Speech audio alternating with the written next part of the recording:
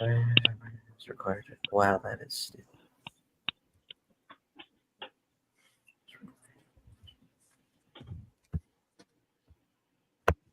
Okay, Twitter. That's really dumb. Can stream to Twitter now because of some stupid premium thing. What is with all the subscriptions? Does Twitter Just- do streaming? StreamYard I can stream to like a bunch of different things. Yeah, I know. I Don't showed you have you to have that. premium for that? Well, Yeah. Yeah, I don't why? know. I don't It's know if you Twitter. heard the rumor or not, Greg, but the guy who owns Twitter is kind of an idiot. Oh, never heard. You haven't heard that? No. Everybody loves him. Yeah. You? Yeah, he doesn't give anyone douche chills at all. Okay. I wasn't sure if you were being sarcastic or not. I was. All right. I'm not So going we're to go on a live. big defense of Elon Musk right now. Even though we're streaming to Facebook, they can fuck themselves. Yeah. I don't Agreed. care. The amount of posts that I see, not even mine, everybody's. I've seen so many creators posts that are just like flagged because they're just promoting their stuff. Mhm. It's bullshit, and they just want people to pay for their ads and stuff. I And, just like, hit the share button and it sends me, oh, this is flagged. I'm like, wait, I'm just trying to share people's stuff, so they're even blocking you from doing that. So it's Yeah. gotten fully out of hand. Yeah, they did it before Mittens launched, and then they did it like the other day. And I was like, really? Okay. Like, this is leading to a different website. Like, no shit, because the internet isn't just Facebook. Yeah, Huh. yeah. But pay Anyway. can do all that you want. Yeah. Because I got my other issues. They don't even let me pay them because they say I'm delinquent because I was running those jegging ads when I got hacked, and they're like, "You owe us $500 in back fees, then you can post again." So yeah, they truly can fuck themselves.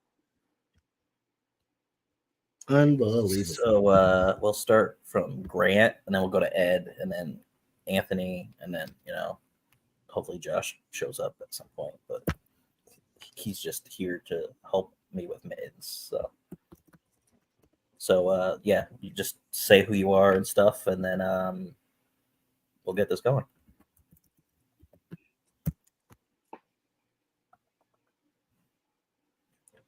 Who? Oh, Grant, and then Ed. Oh, you want to start with me? Sorry, I Yeah. missed that part. Oh, Hi, everybody. My name is Grant, and here comes J.R. Harris. Ew. My name is Grant. My comic book is Beowulf. It's on Kickstarter right now, the trade paperback, which means I've put out six comic books already, and I'm going to collect those 6 into a trade paperback, which I am very excited to see how it turns out. Yeah. What is that story about?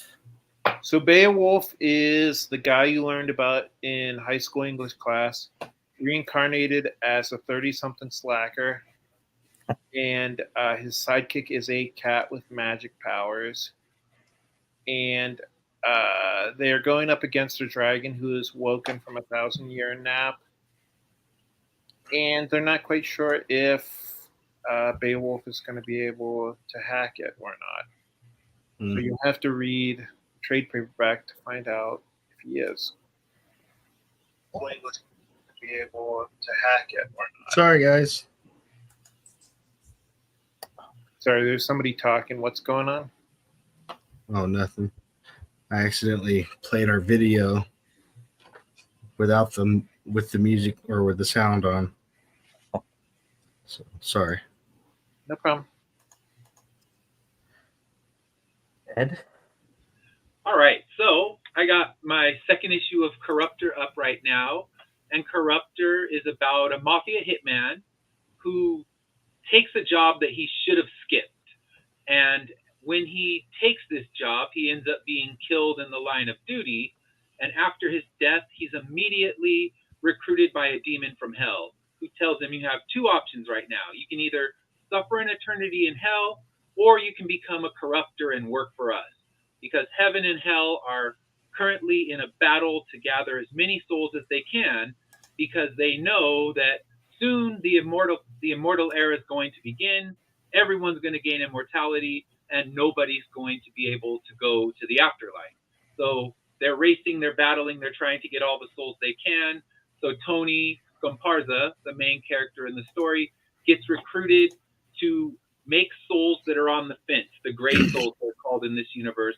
His job is to take these gray souls and bring them to hell's side and turn them into red souls, which immediately go to hell. And all these are people that are known they're going to die before the immortal era begins, because if they get immortality, it won't matter where their souls land. So they know, both sides know that these souls are going to land or are going to die before the year 2000, because that's when immortality comes to the entire world.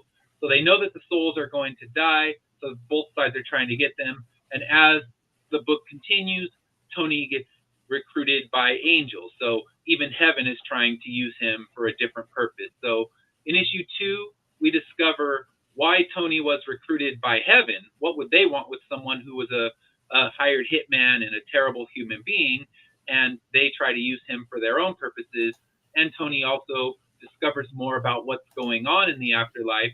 He discovers an afterlife marketplace where you can buy all kinds of things for a small fraction of your soul.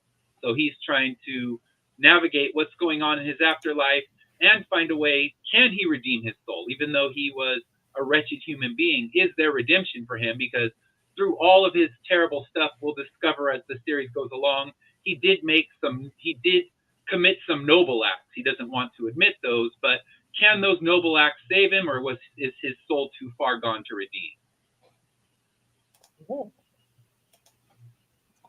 Yeah, I got to catch up on like just all of your stuff. Yeah. I've been reading a lot more now that I've been doing the reviews, because I mean, I had stacks of people's stuff that I'm like, I like that dude, I'm going to support him, and a freaking long box of things that I needed to read. But now that I'm committing myself to doing these weekly reviews, I'm reading through the stuff and I'm like, geez, there is some really great stuff out there, and you know, it's nice to actually be able to read through it. But yeah, with Corruptor, it directly connects with Immortal Era. So in its conclusion, it will end when Immortal Era begins. Although the events of Immortal Era, we don't need to see them in Corruptor because people have already seen them. So we're going to see kind of what happened to our hitman once he's locked on Earth, because immortality started. So if I keep talking, I'm going to spoil the shit out of both my stories. So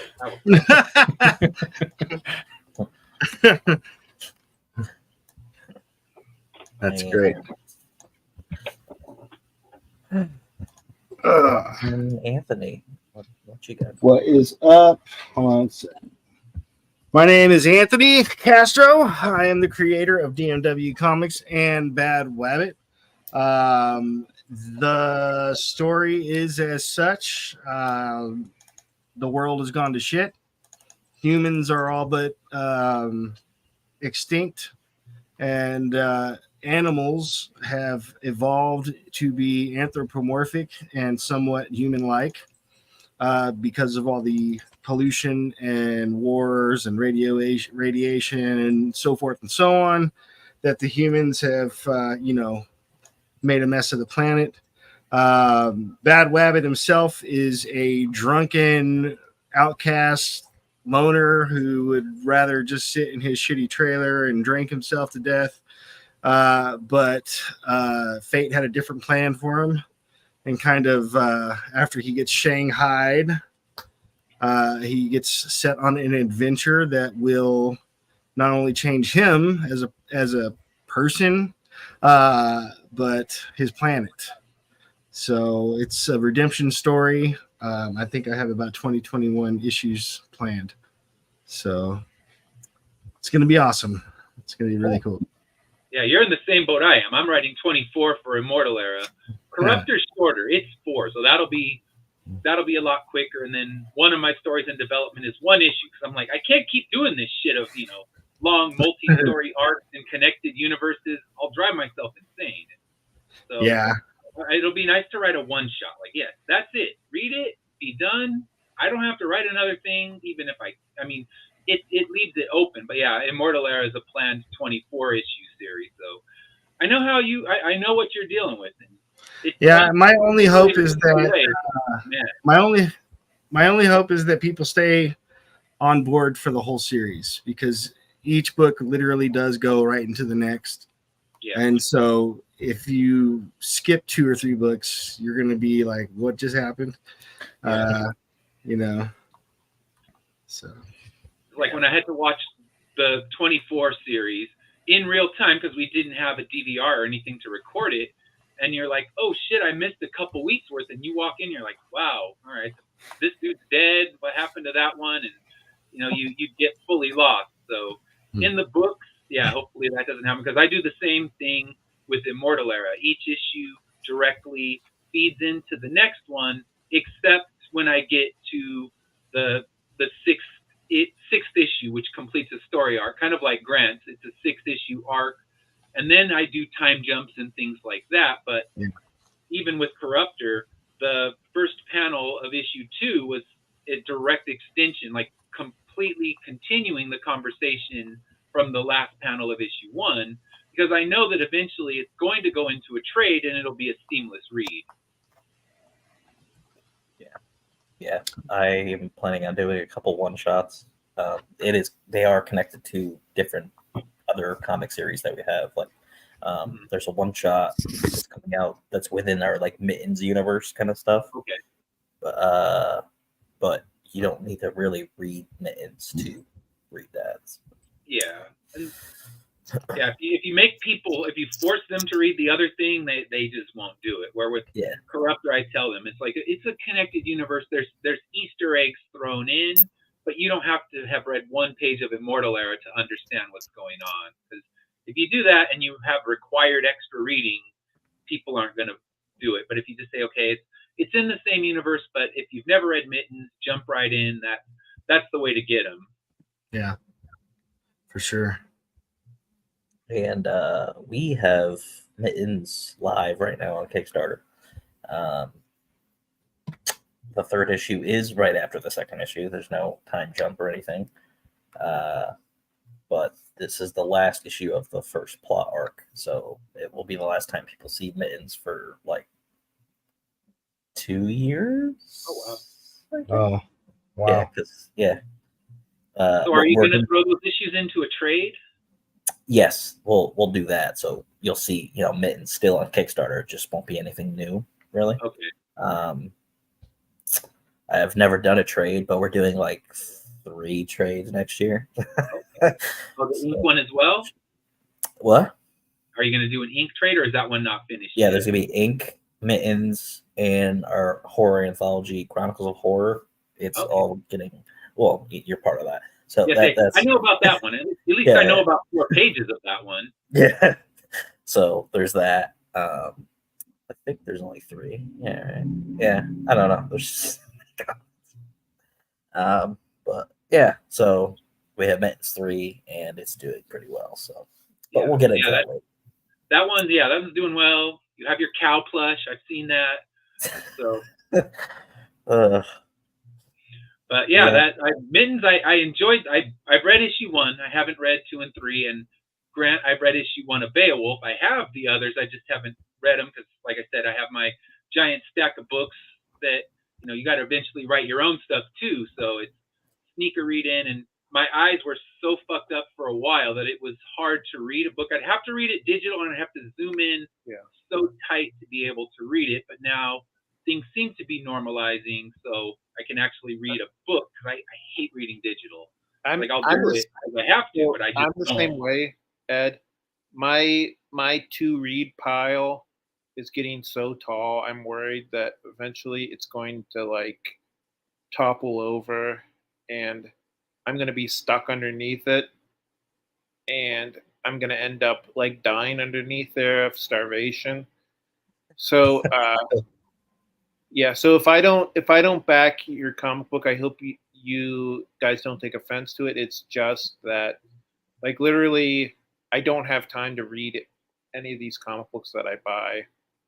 or maybe I have time to read like 1 out of every 5 comic books that I buy. Yeah. I'd say I'm in the same boat as that.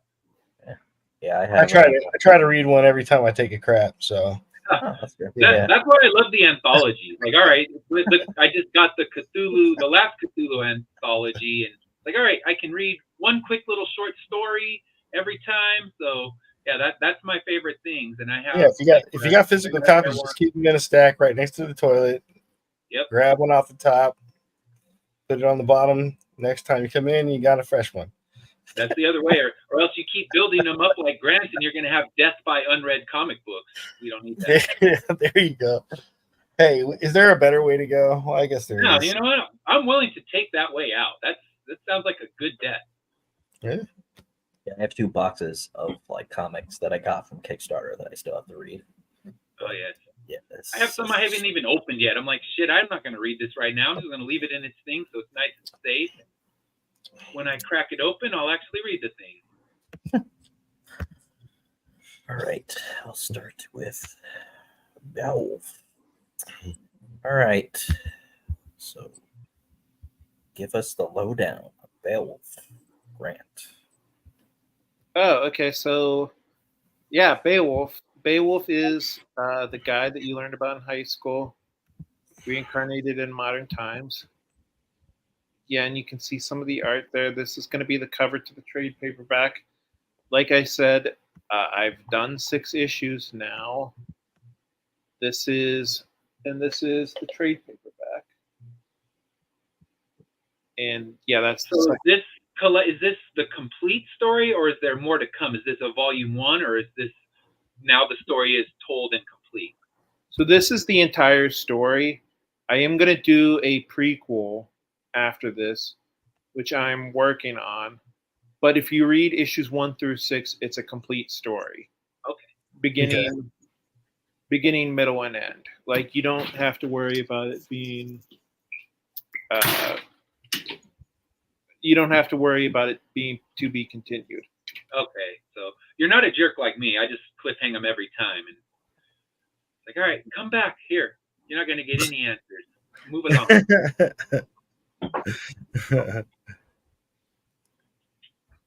And there's a lot of sample pages on the Kickstarter if you guys want some free content, you can go to the Kickstarter. And actually, if you go to the Kickstarter, there's actually you can download the first full issue. Oh, that's cool.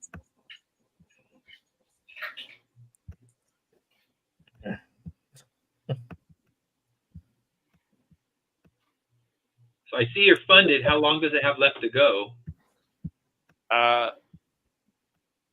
It ends on Monday, like 4, maybe 5 days. Yeah. Okay. So it's coming along. Yeah, I think mine ends next Thursday. Yeah, I don't start till the 28th. Yeah. I know you're one of my next in line for a review, and I can actually read it because it's. I don't know if I think I bought the digital last time, and now I saw when we talked on your show last time, you're going to be dropping the prices. So now I'm right in there. I'm like, okay, I can get the catch up tier. I dropped all the prices. So yeah, I'm all in for that. Yeah, I want people to get it. I think I've got a really good relationship with my artist who I owe money to, but he understands it's more important to get it out there. Yeah. Because eventually, the more you get it out there, the more people will buy it and the more you can make. And then he can get his money, and we're in it for the long haul. Yeah. Whoa, go back up there, buddy. What was that? I like that cover. What was that? Hey there, buddy. Yeah, so these are 2 other comic books that I've done. Memoirs of the Morbid. Memoirs of the Morbid is an homage to old EC comics, like Tales from the Crypt. Heck yeah, dude. That's the good stuff. Yeah. That's cool. And then League of Crypt is my other comic book. This is basically the Justice League, but if instead of superheroes, it's cryptids. Dude, that's Okay. totally awesome. Yeah. Because Yeah, I that love, sounds fun. I'm totally into cryptids, man. Is that a one shot or is that an ongoing series as well? So that's a 4-part miniseries. Okay, and you have one out so far? Yeah. Okay, nice. But I have issue 2 done, and that's going to be on Kickstarter later this year. Okay, yeah. Oh, Because okay. we never rest. Yeah. No shit. It's a never-ending process. It is. One that which you Right. start, you can never stop. Hmm. Yeah. That's cool, man. Thanks. Try to get them to like 100 backers. That'd be cool. You hear that, everybody? That was my hope for this one. It's What? it's logging along. Yeah. I had hoped to hit 100 because my last one was at like 94 or so, but I think I don't know. We're at about 60 right now with 9 days to go, and my last campaign for Corruptor had a really strong finish where it was kind of sitting the same way. It was I had a lower goal, so it funded faster, but it just kind of it's one of those like flatline looking at the graph, and then the last day.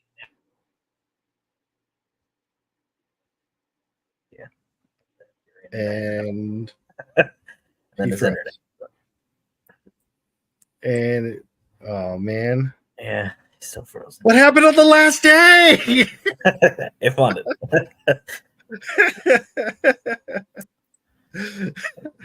Wow. Okay, well, while we sit there and watch Ed, what if you totally wasn't frozen and he just was like, "Gotcha"? Oh. Yeah, I just noticed he's not moving. No, he's frozen. Well, I'll share a different thing right now. He's still frozen. His internet probably went out. I know he's that. said stuff about it. Yeah, it's internet. It's trash sometimes. So can you guys? So just so you know, I'm gonna run to the restroom real quick. Mm-hmm. Thanks I'll for be right sharing. All right. Well, I didn't want you to wonder where I went. I'll be right back. Could have just taken us. All right. Yeah, Josh had to go. Yeah, he had something to do. Man, they're just jumping off of here left and right, huh? Yeah. It's all right. We'll carry the show, man. We got this. So I'm going to share this other campaign that there's people. This one guy is on like our platform, even though the platform doesn't exist right now, but it did exist at one point. He is running a Kickstarter for his graphic novel "Don't Eat Meat." It's cool, but it's like yeah, it's an anthropomorphic neo noir graphic novel. I totally didn't read that from like the video right there. Yeah, if you like Ninja Turtles and Sin City, then you'll like this. So it's like a anthropomorphic Sin City kind of thing, right? Yeah. So That's he's having a little trouble. He doesn't like have an audience yet, really. So he's like, oh man, I know that feeling. Yeah, but so he has 5 backers right now. I am one of those backers, but there is a lot of cool rewards on this, and yeah, so it's 70 plus pages. It's black and white. It's a full. Oh, so it's like a graphic novel. Oh, that's cool. Yeah, man. it's great. It's back in. Okay, and yeah, so he's part of Upward / Productions or Comics. It used to be called Productions. Oh, well, it does say Productions there, but that says Comics there. I don't know. He changed his name. So they have the digital copy you can get for $10, the physical copy for $20. You can get the physical and digital, and then there's a holographic trading card that you can get. Randomly selected by them, and that's at 25, and that's limited. And then you can get, which is really cool. You can get like he made a video game, it's like a Game Boy game of the story. So What? yeah, like he's been building it for like it's What? like I got the $50 tier. I'm pretty sure. I think I got. I want to do that. Yeah. So, yeah. He's super talented. So he did that, and yeah. So I got So it's that. actually playable on the console. Yes. So Wow, I'm like, that's well, cool. now I have to go buy a Game Boy again. The Game Boy. So it'll Plays be on the a Game Game Boy. Boy. Yeah, it plays on a Game Boy and a Game Boy Color. I'm pretty sure. So, Okay. I want well, now I got to go to this old game store near me. And Yeah. get one. He's like, "Oh my god, you're so cool," and I'm like, "No, that's sick that you can." Yeah, like, that's cool as make hell. a game. That's really cool. Yeah, so he's been working on this for a while. So he made the game and the comic, obviously. So And what's the book called? Since I got to So- play the little dinosaur no internet game for a few minutes. Don't Eat Meat. It's a graphic novel, so it's 70 Okay. plus pages Nice. of it's a black and white, but Yeah, the art looks great. yeah. He's the writer. He has an artist. But yeah. Yeah, so people should try to go and back that Yeah. because Get your Game Boy game and then have to go to the used game shop to buy a Game Boy again. exactly it's worth it because I It's think worth that's it. the coolest thing. Hell yeah. yeah. Yeah. So I'm gonna put that link. Like I've been talking about doing a Bad Wabbit game, kind of like Streets of Rage or Double Dragon or whatever. Yeah. A side-scrolling like ass-kicking game with Bad Wabbit, and then having like Toxic Pig be like the health thing where you run across him and he gives you health, and I thought it'd be cool, man. But damn, dude, that's a cool idea. I want a game. I want a side scroller where she just decapitates cannibals. I need that. Like, all right, Ari runs around slicing off the heads of cannibals, and then you have to squish the head, or they'll still be alive, and they can function as a decapitated head. So yes, I need that side scroller. We need to invest. He needs to start a Kickstarter to like, I'll turn your comic into a side scroller for Game Boy. I'll back that shit If right I tell now. him, or if he's watching, then he maybe he will do that. Yeah, we already have a full-length animated movie planned for whenever Bad Wabbit's completed. That's a lot. So I think the way we're going to do that is do a Kickstarter, find out how much it is to rent out an entire theater, just one theater, and then once we get enough, the goal, whoever pledged for it can come and just come in and watch it. They'll have to pay for their drinks and food, but that's awesome, though. but that'd be cool to see the Bad Wabbit movie on the big screen.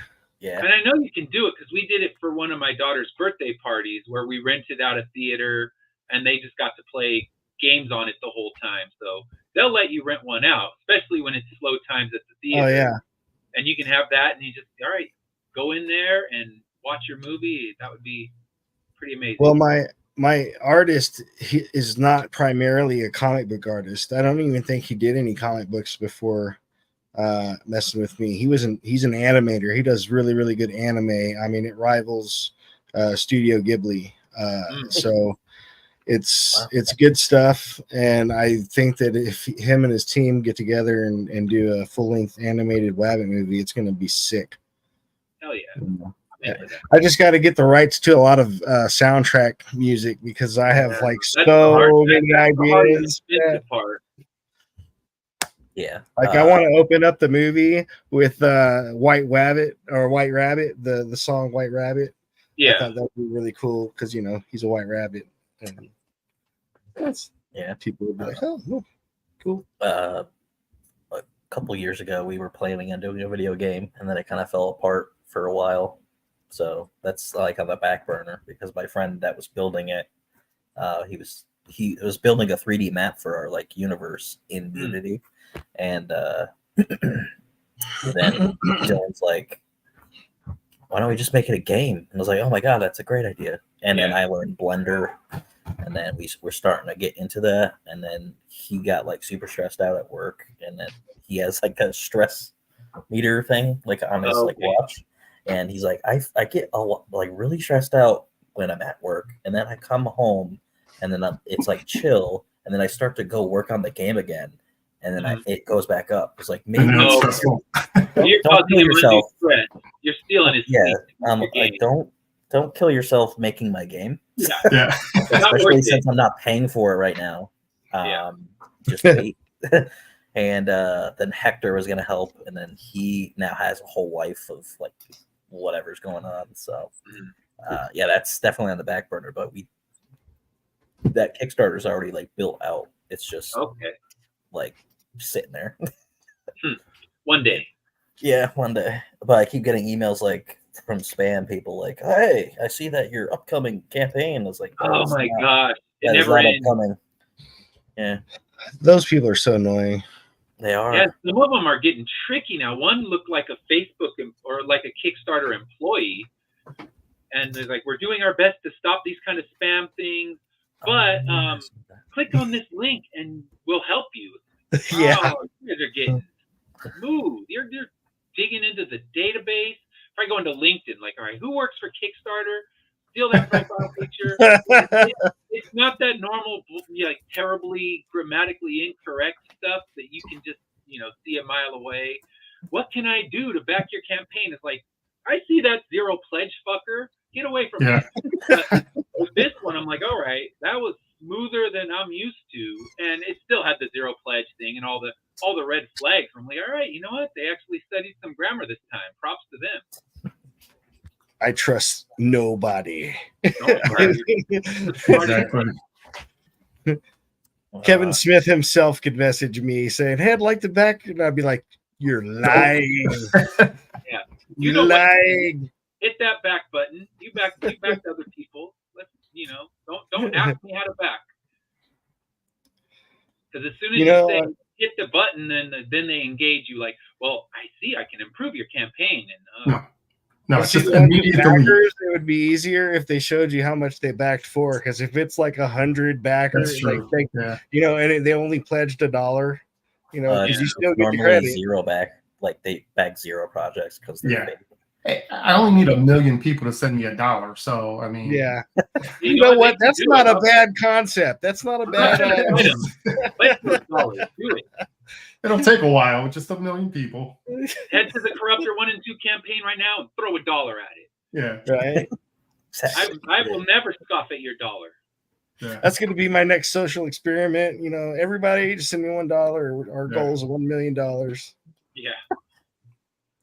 No, 1 million people. Buy that damn movie theater. You're going to own the theater. So you can That's right. Bad Rabbit all the time. Like daily Continuous Bad play. Rabbit. I thought about advertising in a movie theater. Why not? Right. Yeah. Why not? Yeah, they have those commercials before, and they have the Yeah. little slideshow ones. So I've thought about that too. But How much are those things? I have no idea. It's got to be like a lot. I think Second Sight did that once. I think they advertised in a movie theater. Do you know if they had good results or not? No idea. I just know he took a picture of it, and I was like, that's awesome. But I'm just gonna go stand out in front of the backer. theater with a big blow up cardboard version of my covers and say, Yeah, "Come like, get my I comic." I guess I could try it with Immortal Era if they're throwing it in R-rated ones, but it's like, all right, you're taking your kids to see the new Pixar film, and there's a giant blow up of Satan on the screen. Like, that's corruption now. So I'd like to just that film the probably theater would when it go popped up. well. That'd be pretty amazing. It'd be like a trailer for Covering Inside Out. eyes. Yeah. Pay no attention to the mafia hitman being caressed by Satan. Hilarious. Never Or you know. just play your Kickstarter trailer, like if it's good enough, just play Yeah. that. Yeah, that's true. That'd be Yeah. cool. I've seen some pretty rough Kickstarter trailers, so I don't know. Well, yeah. Some people would think they're. I can't say mine's the best, but Mine's decent enough. I'm not horrible at being a voiceover person for my stuff, and it's not completely flat. I can obviously do better, but I'm not rich, so I do what I do. I think I'm gonna I do do hand puppets for my next Kickstarter video. Hello, one dad. What? You can do the shadows on the wall. And someone said I should try it as a newscaster on some. That's a hell of an idea. I'm like, all right, I can do like previously on Immortal Era, and just like, all right, stick it in. I'll Yeah, do that could work. newscaster. Grant just has his cat just there. And Yeah. Yeah, unfortunately, Mooney passed away. So Oh, that yeah. sucks, I dude. remember your cat video. Was that who you based the cat from Beowulf on? yeah, Nice. That's so cool. That's nice. Yeah. it makes My it wife- personal. It. Yeah. I mean, that's why why people read independent comic books is they want something to feel like it's personal, and my comic book is based around my real life cat. So Very cool. Yeah, like Mittens. Mittens is based on my girlfriend's like childhood cat that passed away, and that's where I got the whole premise from. Was like the story of when the cat passed away, a bunch of cats showed up at her dad's house, and it was like a mafia funeral. So I took that wow. and spun it into a sci-fi like adventure story. Yeah, so there's that, and then there's a variant cover that we have that is of Gwen. I can never say her full name. Yeah.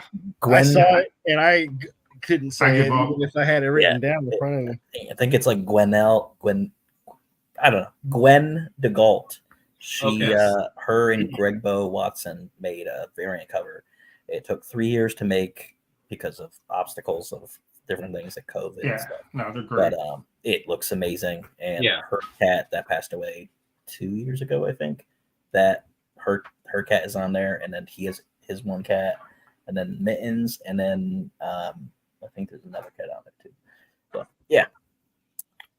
Yeah, I'm still tempted to change my pledge and add my dog to your story.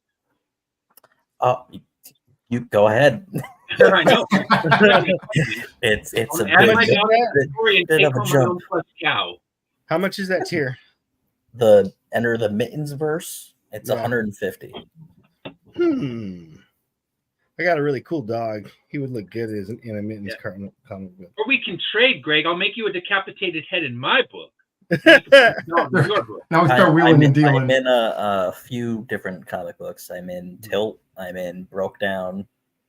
I think I'm in another one. But yeah.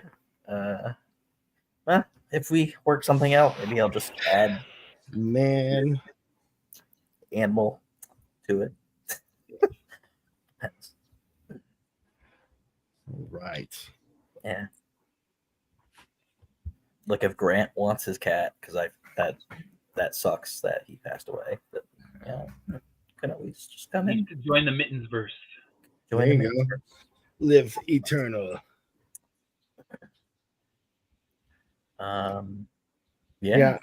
I got a lot of people wanting me to put their animals in the Bad Wabbit universe as anthropomorphic characters, but it's like I have the story so set out that I didn't, making it, I didn't perceive the concept of putting people's animals in it. Raw in tears, yeah. Yeah, and so like I don't really have like I've allowed people to name characters that were already in there but did not have names. But as far as like putting someone's dog and all that stuff in there, I don't know if that's going to be possible. Like I have my dog in there, but that was kind of something I had planned from the get, Yeah.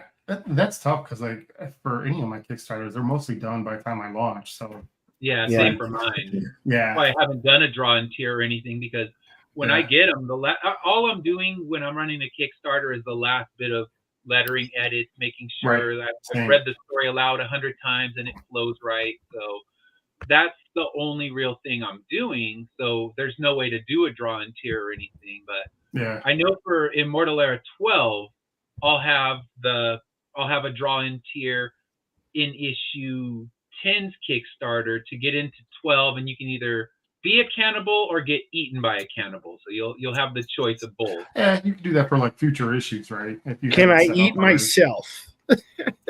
Hey, you know what? If you request it, it's gonna happen. You want to chew on your own arm? Yeah, I was gonna say you can only eat so much of yourself, right?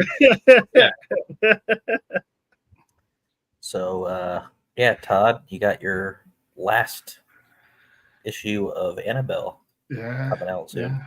Yeah. So, what's that story about? This is a fun one. This is a story about the dragon. It's actually the ancient Sumerian dragon, which when you look up like history and lore, Kur was the original first dragon in ancient Sumeria. Oh. And it basically is kind of a longer story of it follows Annabelle. She is the fiance of my first original character, Ice Pick, and I did 4 issues with him. But this literally picks up after issue 4. So, each 4 issues I do is a little bit different. Ice Pick was like a 90s throwback superhero book. This is more femme fatale, kind of strong female character. There's magic. There's kind of witchcraft in it. There's zombies. There's dragons. There's superheroes. And the dragon actually kidnaps Annabelle, and, Ice Pick and their friend Luke have to go find her and try to save the day. She ends up running into her dead parents, and the story unfolds. Like Kirk kind of explains like the history, how her parents formed this witch coven and bound him to this cave with some magic, and he's trying to get away to finish feeding on all of the people in humanity. So it's a lot for a 4-issue story, but it's a lot of fun. So we'll see how this one does. Next Friday we launch. So okay, so it's not live yet. Not yet. Okay. Would love to get those backers up, or the followers up to like 40 or 50, but we'll see. Always a battle. Yeah, and it's really only like I think my 6th or 7th Kickstarter. So I mean the fan base is still growing. It's there, but this is a fun one, and I'm kind of rolling right into the next story, which will be Luke, and that's going to be a horror themed comic book that takes place in Salem, Massachusetts. So nice. Sweet, sounds awesome. Yeah. It's got fairies and vampires in it. I love fairies. As you can see, but these are like badass fairies. Like they're the alphas in the story, not the vampires. Yeah. Okay. So, yeah, that'll be fun. Like even Bad Wabbit's got a fairy in it, so that's nice. That's cool. I love supernatural stuff. So I love superhero stuff. So yeah, I kind of write what I like, and then for Ice Pick, I did everything myself. Like if you go back and look at some of the other stuff, I drew it, wrote it, colored it, the whole thing. But Annabelle, I actually have an art team, so it's nice to actually like delegate instead of trying to do it myself. What's that? That you can let someone else do all the hard work for you. Exactly. Yeah.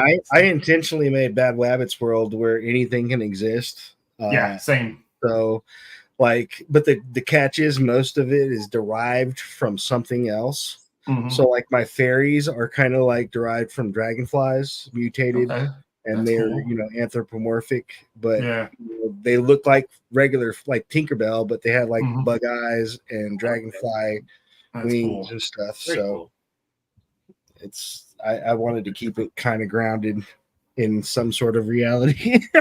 Yeah, and that's what I do. Like that Kickstarter page has like a dragon, but Kerr actually can morph into human form. So like all of my characters, supernatural characters, like they're all gonna look humanoid, right? They're all gonna. You don't know what they really are. So that's kind of the terrifying element because it can all be real and you don't know. What are you running into? Not till they pull the mask off. Yeah, exactly. So it's fun. I mean, it's a lot of fun doing indie work and comics and stuff. So, I mean, it's so therapeutic to be able to create your own world. And then when you actually see it come to life, that's such a big reward, Oh, yeah. It's so rewarding. I remember when my artist sent me a specific panel of Bad Rabbit #2. It's where he's pulling the handle on the release thing for the mini Mustangs and he's shooting the bird at the same time. And I wrote that, but I was like, how cool is that going to really look? And I mean, it looks freaking awesome. And it's my favorite panel so far out of all the books that we've got done. So Yeah, that's the thing. I mean, even Greg, like I think everybody has that moment where we're like still kind of kids, right? You see something new and you're like, man, that looks really cool. I couldn't have drew it that good, right? Or, I mean, anybody could maybe have drawn it better, but this is the person that's working on this story for me. And like their art just looks fantastic. So yeah, I totally get it. So Ed has to go, but everybody should go back to the Corruptor and fund it. I don't know how it's not funded yet, but Bye, Ed. So yes, please back that. It's going to be a wild story. These next few issues, things are going to get crazier and more connected into the universe, and we'll find out, can the world's most vile hitman redeem himself in the end? all right. Right. Well, have Thanks fun for on joining. Chuck. Interesting. All right, you guys. All right, man. Have a good one, Ed. You too, man. You too. Bye, Ed. As he tries to leave. All right, now we can talk shit about him. All right. Oh man, that Yeah.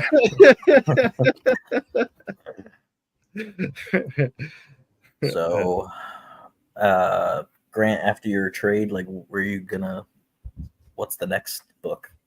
I am going to put out a prequel to Beowulf because everybody asks me, why isn't Grendel in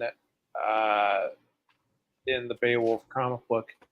And the answer to that is, obviously, there already is a comic book character called Grendel. Yeah. I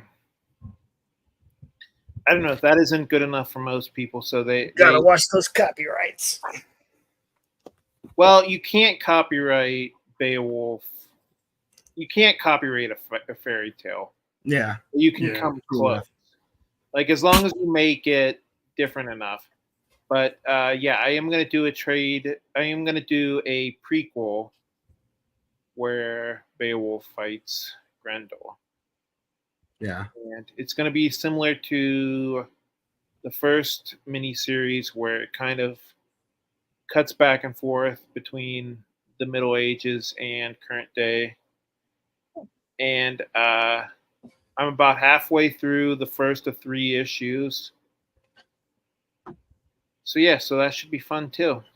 That's cool. You're gonna have it like Princess Bride. Someone's just gonna be sitting in a bed, and the story's gonna be told to them. Not quite like that, but similar. I just saw that movie like a couple of years ago because Dylan.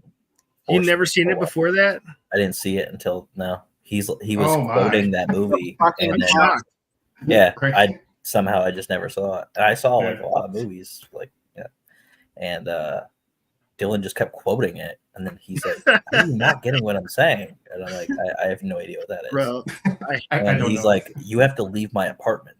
And I was like, "What?" I mean, he's like, "You have to leave until you go watch this movie." Yeah, we can't be friends anymore, right?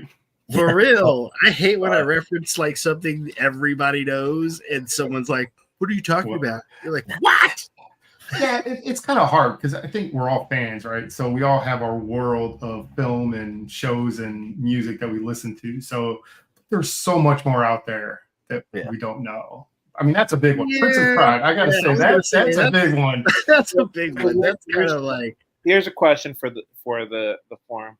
What is one thing that you know most people consider to be canon, like absolutely iconic, that you just have no knowledge of? Well, if I don't have any knowledge of it, I really can't say. Well, I'm saying you know that it exists, but you've never watched an episode of it. So I'll start out. I don't think I've seen an entire episode of the TV show Friends. Oh, really? Yeah, I don't think I've seen part. I don't think I've ever seen a full episode of Friends. Yeah, I had no interest. I had So no I'm the only interest. one here that's watched it. I only watched when Rachel was on the screen, and outside of that, I never even watched a full episode. I remember I hung out with a group of friends who were really, really into the Big Bang Theory, and they would always make like references to it, And every time they would make a reference to it, I would be like, "What are you talking about?" I've never watched that show. Sorry. Saying, you know, like people would reference that, and I never knew what it. I never had any interest in watching it, and then my wife started watching it, and I, you know, sat down, of course, and was like, "Well, it's about comic book geeks and scientists, and I love science." Big Bang? You mean Big Bang? And so Yeah, like same thing. I was like, okay, this is kind of cool, and then like I started getting their scientific jokes, and I was like, yeah. dude, why haven't I watched this earlier? Yeah, It's the like, early. this is I great. think with most shows, the earlier seasons are definitely better. Yeah, But like the same thing, my wife was watching Big Bang, and she's like, "You would love this," and I would shit all over it. I mean, like, there's no way I'm gonna like that. It's so stereotypical. I want nothing to do with it. But to answer your question there, Grant, I just last week I think literally started watching Doctor Who from 2005, the reboots, and I've seen clips of episodes. I've watched maybe half an episode, but my wife, I mean, her license plate says my other vehicle is a TARDIS. I mean, she loves Doctor Who. She swears by it. And I'm like, it's a joke. It's the cheapest way to write a show because like you can kill someone off and they can just come back, right? And like Dragon Ball. yeah, Dragon Ball. No, I've never seen Dragon Ball, but Doctor Who's actually really fun. It's there's another one. Yeah, so Doctor Who would be mine. Yeah, I would say Doctor Who too, because like I've never watched not one episode of the new one. I used to watch the old one, with my dad. Nice. So like when the 70s, 80s one, I used to watch that one with my dad. But it started in the 50s. Yeah, I mean it could have. I wasn't born before the 50s. So. Neither was I, but. Yeah, but yeah, my dad would make me sit down and we'd watch all the old Doctor Who. And when they said they were coming out with a new one, I was like, it's gonna suck. I don't really care to watch it, And then I haven't. But then everybody's like, oh, it's so great. I got a TARDIS, man. It's like I don't fucking care. That's probably the show for me too. I've never seen an episode of that. I only know that what a TARDIS is, but that, I don't know the show. It's different. Like it's one of those shows. Like I did not think I'd like it, but I'm like 4 or 5 episodes in, and I'm like, it's witty. It's British TV. I mean, and it's goofy and like bad movies. And I have this appreciation for like really bad movies. So I'm like, the special effects are atrocious. That's what makes it great. Yeah, definitely. Yeah, I don't. Yeah, it has to be Doctor Who. There's other shows that I haven't seen. There's actually a show that I've seen a few episodes of, but that was against my will because I don't like that show. That doesn't count. The Walking Dead. Oh, yeah. Yeah. I've seen every episode of the original episode, and the only spinoff I've ever found myself interested in was the new Daryl Dixon one, because he was like the best character. And so the new one, I saw the first season. It's like an 8 episode, how they do on the first season. Yeah.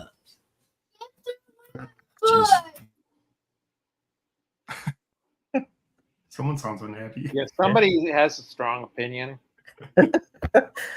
Yeah, I saw like 3 episodes of that show, and the one episode that I saw that I was like, this is sort of watchable is The Girl Thinks Zombies Are People. Everything. Oh yeah, that was the first episode I saw against my will because I was with like my friends and they're like, oh, we're watching The Walking Dead. I'm like, I could go home, but it's funny because like that little girl, the first episode, I was like, somebody should kill that chick. She's gonna fuck up everything. And then that's exactly what ended up happening. Like 20 episodes later, I'm like, they should have listened to me in the beginning. The first episode I saw was, and I'm making fun of it the entire time. Like, how are you guys watching this? Yeah. And it's the character. I hate that I know the characters. The character Beth is complaining during a zombie apocalypse if she should drink or not. That's absurd. Why are you complaining about that? I think I started watching like 3 or 4 episodes. I'm like, this is the same episode just repeated with different dialogue. It's like so many things are just the same. And I stopped watching it, but my wife kept watching, I think up to season 6. 5 Yeah. or 6. So I've seen the whole series, Can't but do it. I've read quite a few of the actual comic books, Okay. and they are way better. Of course. A little The more books are always streamlined, better. Yeah. you know, and they didn't have all the BS side Mhm. missions. You know, it was the side quests, as I call them. Yeah, it was the comic books are so much better, and you know, I think that because like I think it was like the 4th or 5th book, Glenn dies, and like Carol dies in the 2nd book or something. It's like they die so quickly that the fact that Merle and Daryl weren't even in the books. They were completely created for the show, and then they ended. Interesting. Daryl ended up being the best character out of the whole thing. Well, his character is so weird because he's like, it's zombies. They hear us if we make loud noises. I'm going to use a crossbow, but I'm going to drive this motorcycle. Yes, I thought that was the very memes odd. are just ridiculous. Very odd indeed. and that I was like making fun of that show. I was like, my friend Ryan was obsessed until the ending of Game of Thrones. So I was like, you like Game of Thrones? That's like good writing up to a certain season, and then but you like this show too. Like it just doesn't make any sense. You like the good and the bad. Yeah, I haven't watched House of Dragons at all. I didn't see the finale. First season was I didn't care for it. It's like okay, slow. Yeah. Well, I was so disappointed with the end of Game of Thrones after watching it for freaking 50 years. Yeah, I can't. You know, I didn't want to even that start series. that whole new disappointment. Yeah, I can't rewatch that series. That's one show I can't rewatch because I know how bad it is in the end. Yeah. But like Dexter, I don't know why people hate the ending of that, but I watched a lot of that, but never finished it. That's interesting. Yeah, I never finished it. The only thing I know about Dexter was a lot of people that I know who have good taste in TV say it's a really good show, but God, the ending is terrible. Okay. Like noted. Well, it's been out a while, so it's not really a spoiler. After like 2 years, man. You think he dies like on his ship, on his boat. Yeah. During a hurricane. Clearly he doesn't because there's another show. And there's going to be another show. Spoiler. How many shows do you need? All of them. It's a good show, so you can just keep it going. Yeah, I don't know. I really like that show, and even the ending, I didn't hate it really. And then same with The Sopranos, the ending when I watched the first time, I hated it. That was annoying. Fantastic show. But then I watched it, 2, 3, 4 times, and I was like, the ending's not the worst. No, it's not. I mean, it leaves you hanging, right? And yeah, I'm okay with that. Yeah. And I don't know. I didn't read any of the Game of Thrones books, so like when I watched that show, I was just like, yeah. I mean, the ending could have gone a different way, but okay. I called the ending of Game of Thrones, and I didn't read the books. I was just joking around. You know, it's funny. I called the ending of Lost. Like after watching 2 or 3 episodes, I said, I bet you they're in purgatory. And you just ruined it because I have never seen the end of Lost. I saw like 1 episode. But my roommate said, no, in interviews, the showrunners have said, people have asked the showrunners, are they in purgatory? And the showrunners said, absolutely not. Lies. And you know what's funny? With both Game of Thrones and Lost, I stopped watching at almost the exact perfect time because after I stopped watching both of those shows, according to everybody, the shows went downhill. Well, they were only good because you were watching them, and then you quit. Exactly. Maybe. Yeah. Stop not watching shows. Stop watching stuff. What was the show where it was like save the cheerleader, save the world? Heroes. Here. Never saw that either. Never yeah. seen an episode. I didn't hate I think it was the 4th season with the circus. I Carnival saw quite a Forward. bit of it, but I don't remember much of it. But yeah, they made like Siler into this big bad, and then he wasn't as big bad as they could have made. Yeah. And then it just kept going, and I was like, whatever. And then they tried to redo the show, and that didn't work. But Really? Yep. I didn't even know that. Yeah. Thank God. Yeah. Not missing anything. Yeah. Uh, All right, guys. I think I'm going to call it a night. Okay. Thank you for having me on the show. Yeah. No problem.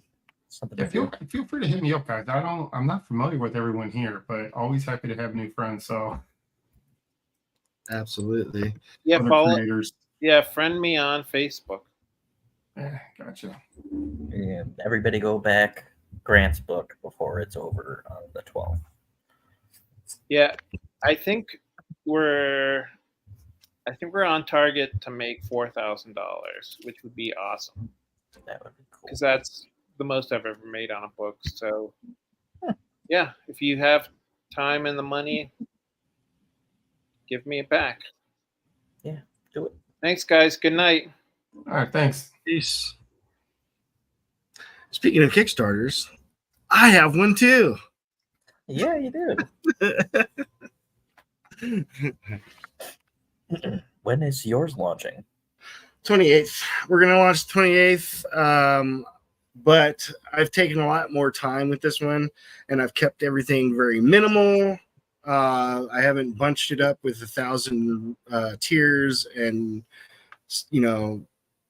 add-ons and stuff. And I'm even considering removing some stretch goals just because as much as I would like to do them, like I was telling you, Greg, if we do reach them, they and themselves will be an entirely big project that I don't know if I am not financially, but time-wise, able to pull off.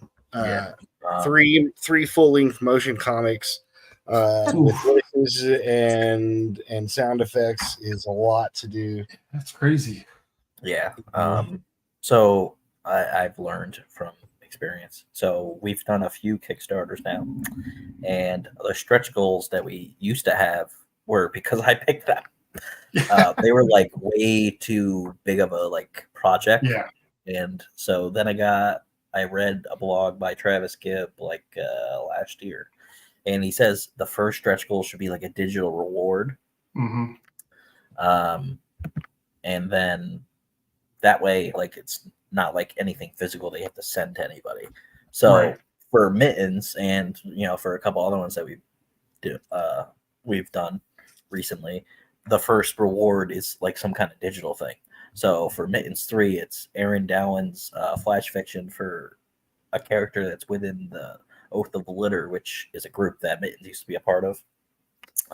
And then the second stretch goal, which we're very close to hitting, where it's like $8 away, is art print that's like a Polaroid of that group. So it's just like little things that aren't like huge things. Because Lucky 33 did a cassette tape, and they had to put the music, the soundtrack of this video game that their comic is based off of. That's not a real video game, but maybe someday it will be. They took the soundtrack music and put it on a cassette tape, so they had to record that music onto a cassette tape. Yeah. It is a lot harder to do than he thought. He's like, this is a really cool idea. And he's like, yeah, never doing that again. So stuff like that. You think it through before you actually make it a stretch goal. Yeah, that's a good point, because you don't want to do too much, and you don't want to overprice your Kickstarter, right? You don't want to have the goal too high, or you don't want it to. It's this weird middle ground that you're always fighting to fit in to try to be successful, right? But I mean, that looks like a really nice Kickstarter. I might have to look into that one there. This is Bad Wabbit. This was conceived during my time trapped in bed for 3 months because I got diagnosed with a degenerative heart condition. That sucks. Yeah, it does. But you know what? If it never happened, this Right. would have never happened. And so I take the good with the bad, and you know, it's been a #1 bestseller on Amazon. Both of my books so far. And at one point, I was saying they were 1 and 2. So Yeah, that's that's cool. pretty cool, man. And I'm telling you, the story that's coming up is going to be extremely emotional because he's got a very traumatic past that he's kind of like constantly trying to keep away from, Mm-hmm. but he's kind of forced to face it, you know. And he's just an ass kicking bunny. The attitude that I gave him is very much based on Bruce Willis's attitude in Die Hard with a Vengeance. Nice. You know, he's hung over and he's like totally not trying to feel this shit. And why is this person want me? And that's you every know, day for me. You know, and so that's really, you know, who he's. That if we were to do a movie, I always wanted Bruce Willis to voice him. Voice him nice. But then he got sick and now he can't do it. And I was like, dude, that'd be so cool if I could get him to do it because he'd be perfect. You know, that's who he's based on, kind of in attitude wise. And then I sprinkled flashbacks throughout the comic book series. I'm going to be so like it's going to be as we're getting to the end of his journey, we're going to also be watching from the beginning of it. So by the time you get to the end, you're going to see how he became full, you know, how it comes full circle. Right. That's and and it's a redemption story. He's told like, this is my favorite. This is the one I was telling you about. I love that panel, dude. It's so awesome. Like, but him and this little pig pal, you know, just go through a lot of shit. But through the whole journey, he's learning about himself and becoming a better person. So the artwork's fantastic. Tommy Guns is fantastic. That's his cover right there. He's just amazing. So, but book 3 is going to have a lot of really hard-hitting stuff from his past. And it's going to be a journey. Yeah. Do you rate your animal characters as human?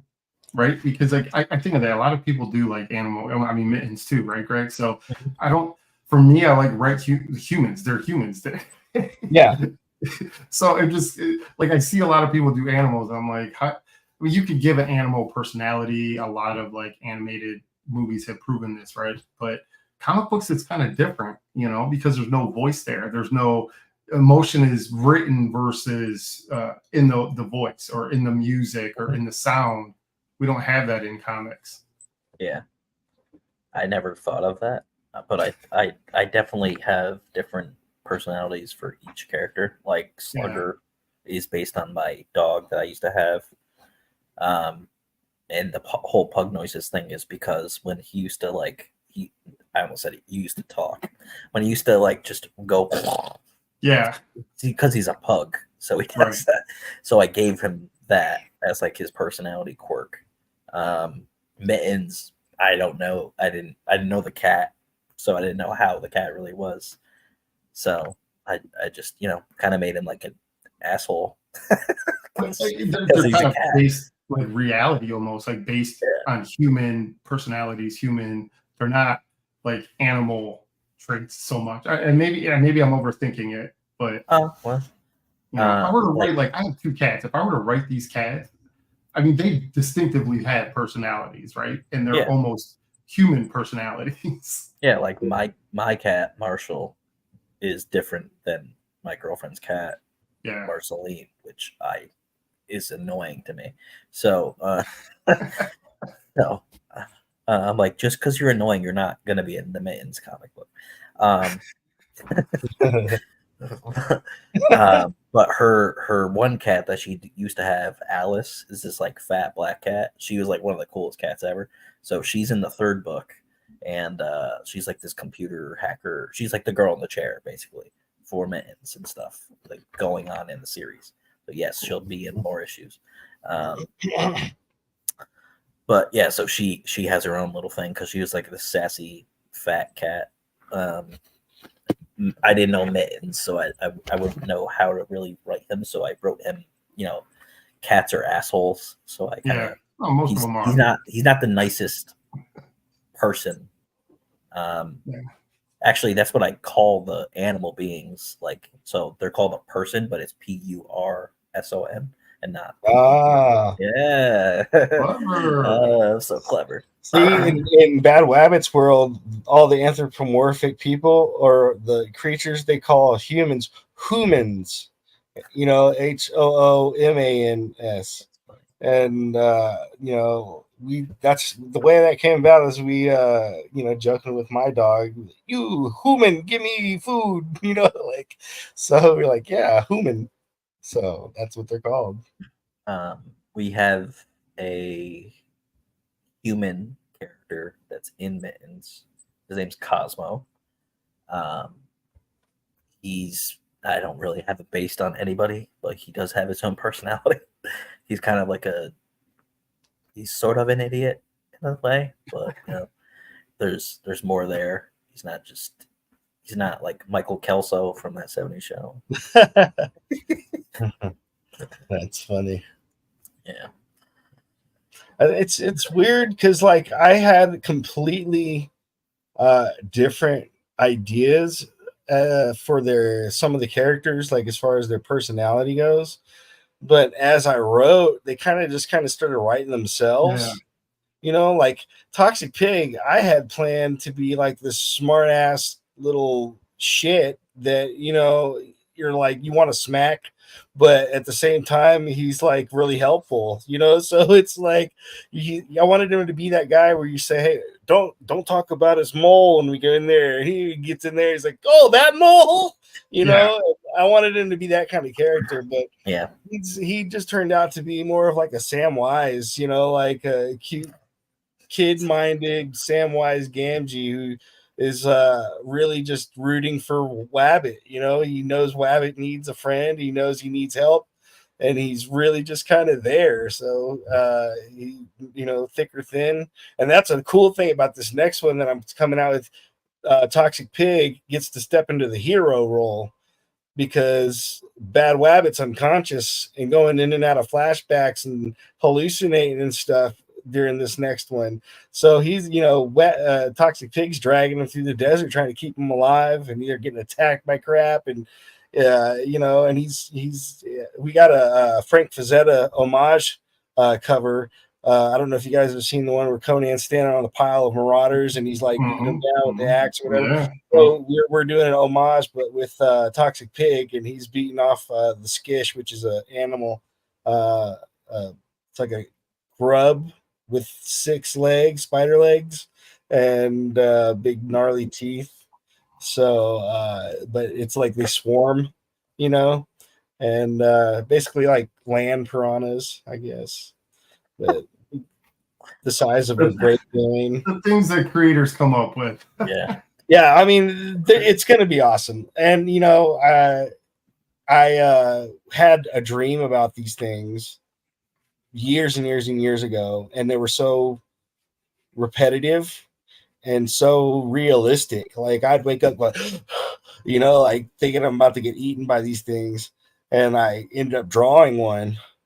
And I showed everybody, and I was like, I don't know what to call these things. And my friend was like, call it a Skish. And I was like, okay. He's the only one who answered, so might as well. Yeah. So it's been a Skish, and I put him in the comic book because I was like, now it literally came from my dreams into my book. So That's cool. That's pretty cool. And it's cool that you're saying it, but how each character does have a personality that like becomes a thing. Yeah. especially because they're animal characters. To me, that's fascinating because I don't Yeah. write that kind of thing, right? Yeah, So, so Dylan doesn't edit Mittens, Katrina does, but mhm. so we don't have like a whole meeting thing like what me and Dylan do when we're editing a comic. He goes like full Wait, you blown have like editors? yeah, and he like Dylan actually like goes in and we like have this like floor plane creator and do all this crazy world building shit.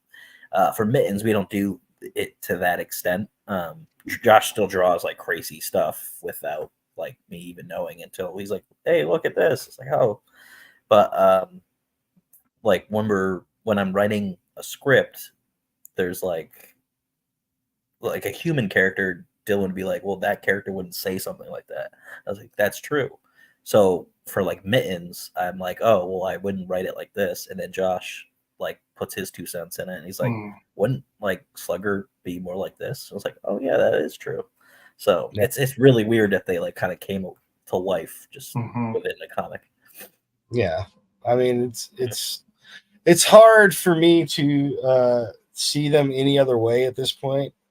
Yeah. But like I said, when it started, I had them completely in a different, like mind state, and it just kind of did its own thing, and I'm thankful for it, dude. I think it was my friend Chris Philbrook. He was my favorite author for years before I ever even met him in person. And I've read his book Adrian's Undead Diary. If you haven't read that, go get it. It is fantastic. I think he's got 14 or 15 books out now in that Okay. series, and I've read all of them at least 3 or 4 times. So it's fantastic. But anyways, through certain circumstances, I hit him up. He hit me back up, and now he's my friend and editor. And he was telling me, he'll tell me like, wouldn't he say this or wouldn't he say that? Because like now, Bad Wabbit's kind of got this personality everybody knows. He's the smart ass, not so friendly hero, the reluctant guy. He does the right thing because nobody else is. You Yeah. know, I'm kind of like that. I'll sit there and bitch like, that's got to be done, and I'm like, why are you guys not doing it? And everybody's walking around ignoring the facts. So I just, what, I'll just do it. And so that's Bad Wabbit. He will put it off until he absolutely has to, and that's like when in the first issue, he's sitting there totally not wanting to deal with Toxic Pig, who's really wanting to be his friend. And then one of Foxy's pirates try to take off with him and eat him. Like they're just trying to take him out of the bar to go back to the ship and cook his ass up. And, Wabbit's waiting until he's almost at the door and he goes, drop the pig, like, because he's the bouncer. But he waited till the last minute and was like, this fuck, damn it, nobody else is doing anything about it, and I got to do it. And that's how I'm going to have him approach this whole world-changing, life-changing adventure. He's like, there's a scene in book 6 that I'm writing right now, not to give away too many spoilers, but one of the characters goes, well, like, is this really the guy who's supposed to, do what he's supposed to do and, save the world and all that stuff?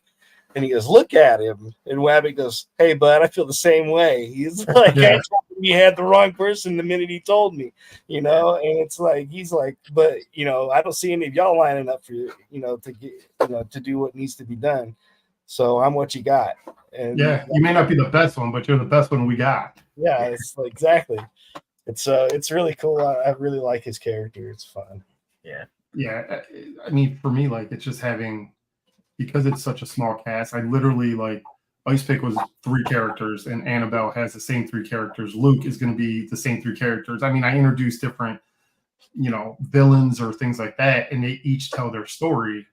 But you're right, like each, because they're human, they obviously like, I try to stay within that framework of do's and don'ts, like Yeah. personality traits type of thing. Yeah.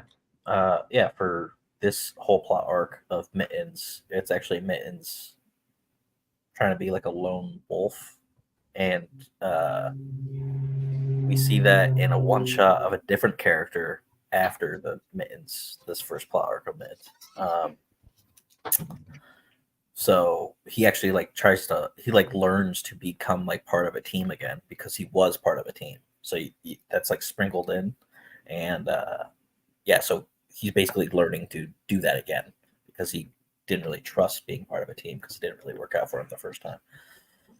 Do you guys ever find that some of your other characters besides your main characters end up being everyone's favorite? No, I only got 3. Yeah, he's like, you got 3 choices. That's it. I don't like. I like Griff, the panda character, a lot, just because I like pandas. Yeah. Nobody really has said any character has really stood out besides the main characters of any comic that I've put out so far. Yeah. So Yeah. they're like, Ink is my favorite character. And I was like, well, that's good because that's the main character. Yeah.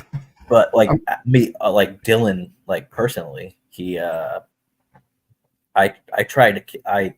used to kill characters off like George R. R. Martin, like very quick. Yeah. And they don't come back.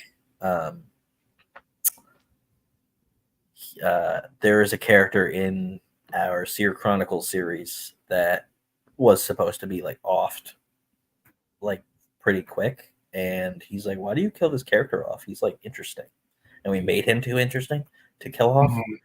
And I was like, oh well, now we can't kill him for like a while. So he is like this like drunk detective dude, like bad cop. And he's based on a person that I used to know.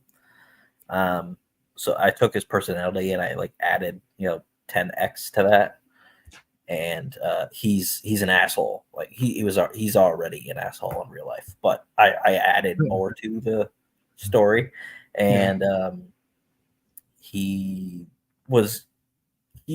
does get killed off at some point, but it's not for a while. It's not even in that book. It's in a different comic. So yeah, like we have characters that like I like more than the actual main character. Like the main character in Seer Chronicles isn't even my favorite character. Yeah. And that's our flagship.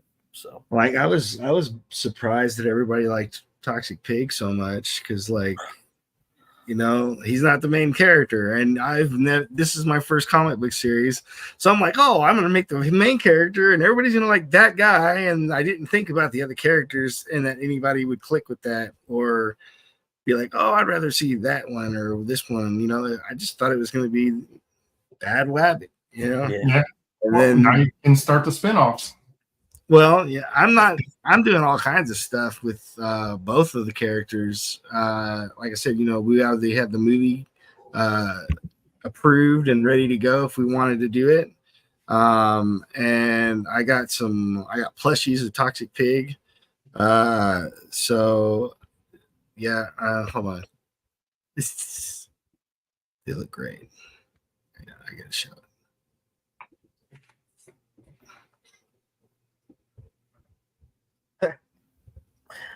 oh my god, nice.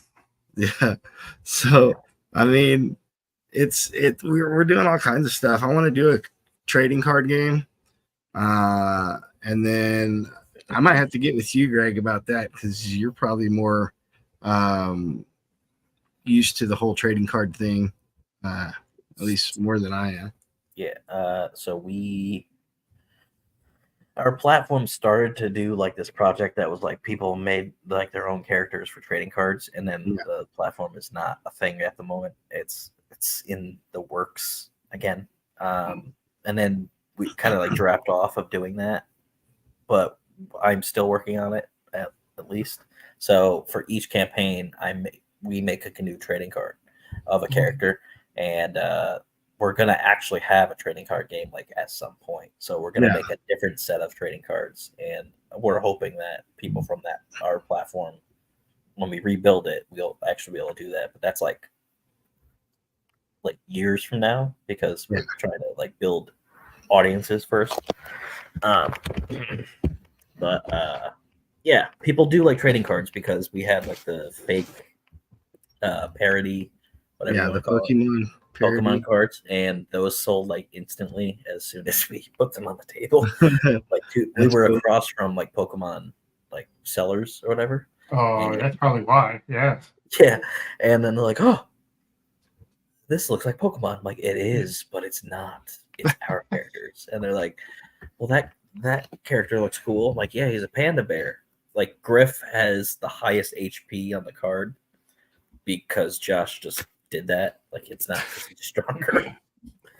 And yeah, so we came up with like weird attacks that they have. And I was like, yeah, but we do want to make our own trading card that doesn't look like a Pokemon card. So yeah, Yeah, but to print them, it's not that much money. It's like No. yeah. and it's not Comics Wellspring. It's a different website. Yeah. I'm gonna have to get with somebody and make an actual full deck of Bad Wabbit, like trading cards, and like Yeah, I'm so gonna the sell them. website, yeah, the website that we use, you can do multiple different images. So we did like obviously for the Pokemon ones we did that, but yeah, if you have like a specific design that you have as a border or whatever, and then you have whatever else you want on there. That's what I ended up doing. I think for one of the Ice Pick campaigns, it was like a set of 5 trading cards with all the characters, but they were like trading cards. You know. Oh yeah, No. Cool. Yeah, I think I'm about to head out, guys. Though, been Yeah. fun chatting. I think I Working might together. just take my leave as well. My wife has to get ready for her wonderful trip tomorrow. Oh, So, I well, have fun with that. go to work tomorrow. I will be Yeah, here. with same. you. All right. Well, yeah, thanks for All right, coming guys. on. Yeah. People back people's projects. Yep. Do Back, all that back, stuff. back, Back them. Support. Follow them. Cool. and see y'all later. Catch you later.